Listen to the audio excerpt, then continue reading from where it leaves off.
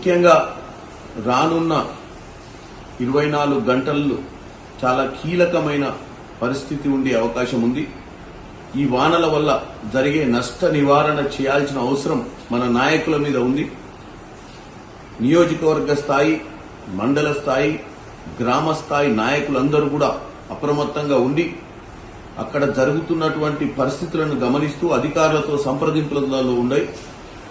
ఎక్కడైనా వరదల వల్ల రోడ్లు కొట్టుకుపోయినా, చెరువులకు గండీలు పడే అవకాశం ఉన్నా ముందే గమనించి అక్కడ ఉన్నటువంటి వ్యవస్థలను అలర్ట్ చేయవలసిందిగా కోరుకుంటున్నాము. ఎందుకంటే ఇటువంటి పరిస్థితులలో ప్రజలకు మనం అండగా ఉండి ప్రాణ నష్టం గాని, ఆస్తి నష్టం గాని జరగకుండా చూడాల్సినటువంటి అవసరం ఉందని తెలియజేసుకుంటూ, నేను కూడా వీలైనంత మటుకు మీరెక్కడి నుంచైనా ఏదైనా ఇష్యూ ఉన్నా కలెక్టర్లతో గాని ఇంకా పై అధికారులతో మాట్లాడే పరిస్థితి ఉంటే నాకు కూడా తెలియజేయాల్సిందిగా కోరుకుంటున్నాను.